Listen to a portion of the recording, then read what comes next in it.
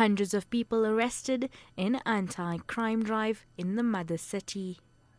And tension rise in Madagascar as shooting breaks out in the capital. With your latest news updates, I'm Hasina Gori.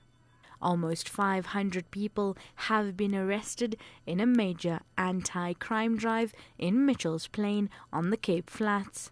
The SABC cluster in Mitchell's Plain says a number of crime prevention operations have been conducted in the area since Monday. Those arrested face a variety of charges, including murder, rape, illegal possession of firearms, domestic violence, and possession of drugs. Calls have been made for stringent measures to help end gang violence on the Cape Flats. Deputy Transport Minister Sindisiwe Shikunga has expressed her shock and horror about the bus accident in the Eastern Cape, which has claimed the lives of 18 people. She today visited the scene of the accident near Cradock, where a school bus travelling from Cradock to Graaff-Reinet and a minibus underway from Cape Town to Mthatha collided head-on. It's alleged that the driver of the minibus caused the accident by overtaking another vehicle on a blind rise. Shikunga has appealed to motorists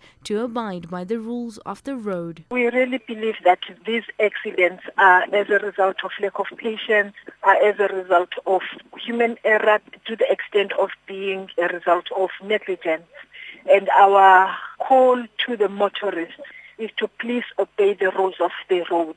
If the driver had obeyed the fact that this is a barrier line and therefore not expected to overtake, we would not be here today. We would not be having so many people having lost their lives. We would not be having such pain that is now affecting the families of the people that were put into this danger.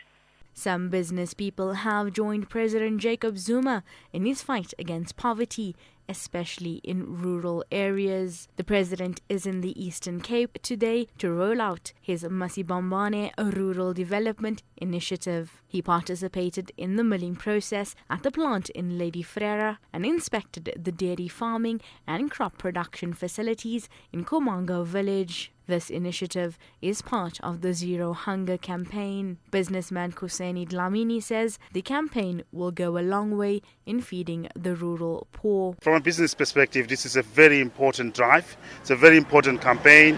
The Zero Hunger campaign is so important in the country, especially when you look at provinces like the Eastern Cape, where there's so much poverty and there's so much underdevelopment. It's important for the business community to really be actively involved and join forces with government in fighting the war against poverty. And lastly, gunfire has broken out at an army camp near the airport serving the capital of Madagascar. The country's defense minister, Andre Lucien Rakotoari Mase, told reporters there had been a mutiny by troops, but their demands were unclear. He did not say how many soldiers have been involved. The firing is reported to have stopped, but flights have been suspended. Madagascar has been in a crisis since 2009, when the then president, Mark Ravalomanana, was disposed in a military-backed coup. He has since lived in self-imposed exile in South Africa. Catch the latest news on the hour on SABC radio stations and anytime here on Newsbreak's Option 1.